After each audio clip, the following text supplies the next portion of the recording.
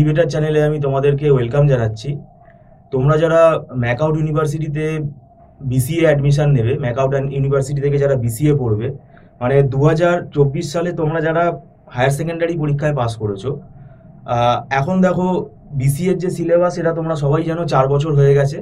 এবার 4 বছরের যে এই সিলেবাসটা কিন্তু এতে অনেক নতুন সাবজেক্টও এসছে, এবং একটা কোর্স 4 বছরের মানে সেই কোর্সটার কিন্তু যথেষ্ট গুরুত্ব আছে। এবং ওই ক্যাজুয়াল ভাবে ফার্স্ট ইয়ার নো ফিয়ার এরকম ব্যাপার করলে কিন্তু মুশকিলে পড়তে হবে। কারুর কিচ্ছু এসে যায় না, ঠিক আছে? তোমারই সময়টা বেরিয়ে যাবে।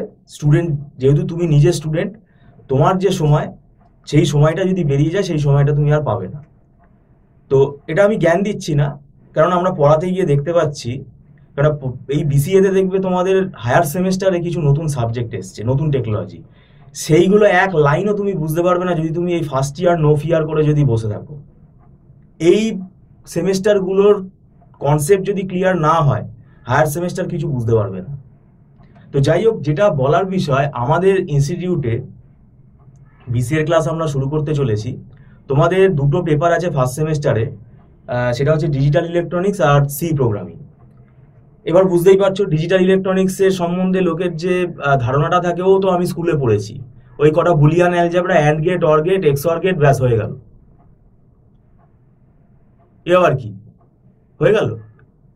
কারণ আমাকে এরকম অনেকে কোয়েশ্চেন করেছে, মানে সিলি কোয়েশ্চেন অনেকে করে। এই ডিজিটাল ইলেকট্রনিক্সের মধ্যে জানো কি কি আছে?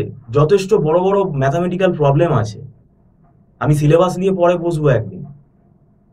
এবং বড় বড় গেট মিনিমাইজেশনের এখানে প্রবলেম সলভিং টেকনিক আছে। এবং শুধু ওই and gate, or gate, XOR gate নেই, এখানে আরো অনেক জিনিসপত্র রয়েছে। তো যাই হোক, এটাকে ওই স্কুলে পড়েছি ওইটুকু পড়ে নিয়ে চলে যাব, তাহলে আর সাপ্লি পেতো না লোকে। বুঝতে পেরেছো? এইটা কিন্তু মাথায় রাখতে হবে। ডিজিটাল ইলেকট্রনিক্সের যা সিলেবাস, আমি তোমাদের বলে রাখছি, এটা পুরো কমপ্লিট হবে না। অনেক বড় সিলেবাস আছে যদি এখন থেকে পড়া শুরু না করো।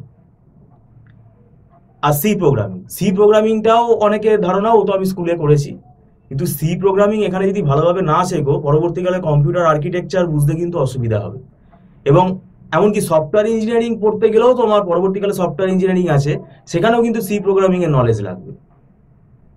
তো এইগুলো কিন্তু ব্যাপারগুলো আছে। এবার ব্যাপারটা কি হয়, লোকে সেমেস্টারের যে পরীক্ষাগুলো আছে, ওই যা হোক করে একটা কোনো রকমে পুড়ে চলে যায়, মানে উতরানোর চেষ্টা করে যে যাই হোক আমার সেমেস্টারটা উতরে গেলেই হলো। তাহলে কি হচ্ছে, নলেজটা তো, প্রথম কথা, তুমি সেলফ ফাইন্যান্স কলেজ থেকে পড়ছো, তুমি টাকা ইনভেস্ট করছো, তা এবার তুমি অর্ধেক নলেজ নিয়ে তুমি পাস করে বেরোবে, তাতে লাভ ক্ষতিটা কার হচ্ছে, লসটা কার হচ্ছে? তো আমরা তো দেখতে পাচ্ছি, আমরা তো বিগত দিনে ইন্টারভিউ নিয়েছি, তো সেক্ষেত্রে আমরা কিন্তু বুঝতে পারছি যে রিটার্ন অন ইনভেস্টমেন্ট কিন্তু স্টুডেন্ট পাচ্ছে না এই ফাঁকিবাজিটার জন্য। সবাইকে বলছি না, কিছু মুষ্টিমেয় স্টুডেন্ট আছে যারা কিন্তু ওই চাকরির দিকে ধ্যান জ্ঞান দিয়ে বসে আছে, কেন ওরা কোর্সটা করতেই এসছে, ওদের একটা চাকরি দরকার। চাকরি করবো বললে হবে না, চাকরির জন্য তৈরি হতে হবে। কোম্পানি সে বিজনেস করছে, সে তোমাকে টাকাটা দেবে, তোমার থেকে ইনপুট আউটপুটটা সে বুঝে নেবে যে তোমার থেকে সে প্রোডাক্টিভিটিটা পাচ্ছে কিনা। আর ওই কোম্পানিতে চাকরি করার সময় তুমি যদি এখন জিজ্ঞেস করো যে জাভাতে ফর ইচ লুপ কিভাবে কাজ করে, ভাই একটু দেখিয়ে দিন না। জাভার যে কন্টেনার গুলো আছে, লিস্ট সেট, এই যে ব্যাপারগুলো আছে, রিমোট মেথড ইনভোকেশন, তো এই ব্যাপারগুলো কিন্তু বুঝতে হবে। বা কি করে মেথড ওভাররাইডিং জাভাতে করতে হয়, লিখতে হয়, তখন কিন্তু আর কেউ দেখাবে না। জাভা দিয়ে বলছি কেননা পরবর্তীকালে জাভাও আছে, কেননা তোমাদের বিসিএ তে খুব সম্ভবত আছে অ্যাডভান্স জাভা, ওটা কিন্তু আরেকটু অ্যাডভান্স, মানে টাফ। কোর জাভা না, ওটা অ্যাডভান্স জাভা আছে, সার্ভলেট, জেএসপি, এই ব্যাপারগুলো আছে কিন্তু। এবার ব্যাপারটা হচ্ছে, যদি বাই চান্স এই ফার্স্ট ইয়ার নো ফিয়ার হওয়াতে কি হয়, অনেকে গাফিলতি করে, এখন যদি সাপ্লি চলে আসে কোনো পেপারে 4 বছর, সেখানে আরো পেপারের তোমার মানে লোড আছে, প্লাস সাপ্লি পেপারের লোড বাড়বে, ওই জুনিয়রদের সঙ্গে তখন তোমাকে পরীক্ষায় বসতে হবে। তো যাই হোক, আমরা কাউকেই বলছি না যে আমাদের কাছে তোমরা অনলাইন টিউশন নিতে চলে আসো, এটা যার যার ব্যক্তিগত ডিসিশন। আমরা যে প্রবলেমগুলো ফেস করি সেইগুলোই তোমাদেরকে বললাম, এবং যার মনে হবে না আমার টিচার গাইডেন্স নিলে ভালো হয়, তারা আমাদের সাথে যোগাযোগ করতে পারো। এবং আমাদের মান্থলি ফিস সিস্টেমে ক্লাস হয়, কোনো লামসাম টাকা চার্জ করা হয় না। এবং ছোট ছোট ব্যাচে ক্লাস হয়, এক গাদা 30 জন 40 জনের ব্যাচেও ক্লাস হয় না। এবং স্টুডেন্টের 1:1 ইন্টারাকশনটা এখানে হয়।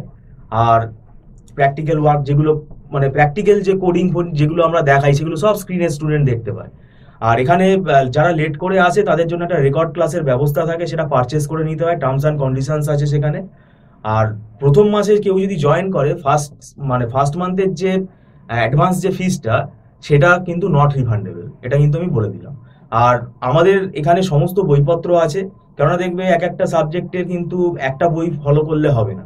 সি প্রোগ্রামিং এরই আমরা 2-3খানা বই ফলো করি, কারণ একটা বইয়ের মধ্যে সব টপিক কিন্তু পাবে না। পরবর্তীকালে তোমাদের অবজেক্ট ওরিয়েন্টেড প্রোগ্রাম ও জাভা অপারেটিং সিস্টেম বলে একটা সাবজেক্ট আছে, সেখানেও একই ব্যাপার। অপারেটিং সিস্টেমেরও আমরা 2টো বই ফলো করি, 2-3টে বই ফলো করি। তো এই বিভিন্ন বই ফলো করি মানে কি, এই বইগুলো থেকে আমাদের নিজস্ব একটা টিম আছে, তারা নোটসপত্র তৈরি করে রাখে। কারণ বইয়ের যে ল্যাঙ্গুয়েজ, সেটা কিন্তু বোঝা খুবই শক্ত, সেটা আমাদের ক্ষেত্রেও হয়েছে। তো যাই হোক, ভিডিওটা সম্পূর্ণ দেখার জন্যই তোমাদেরকে ধন্যবাদ জানাচ্ছি। যারা মনে করতে চাইছো যে এখন তোমরা যোগাযোগ করবে, তো করতে পারো, আমাদের ক্লাসে তোমরা জয়েন করতে পারো। বেশি লেট হলে কি হবে, কেননা আমাদের একটা ফেস্টিভ্যাল সিজন চলে আসে, অক্টোবর নভেম্বর মাসে অনেকেই ঘুরতে বেড়াতে যায়, কলেজ ছুটি থাকে, ইনস্টিটিউটও আমাদের কয়েকদিন ছুটি থাকে। তো ওই সময়টা কিন্তু কি হবে, একটু গ্যাপ হবে। কেননা অনেকেই এখন, আমি বলে দিচ্ছি, মানে এই ধারণাটা আছে যে কলেজ যবে খুলবে কলেজে যাব, তারপরে পড়া শুরু করব, সেটা তাদের ব্যক্তিগত ব্যাপার। তো যাই হোক, ভিডিওটা সম্পূর্ণ দেখার জন্য থ্যাংক ইউ সো মাচ।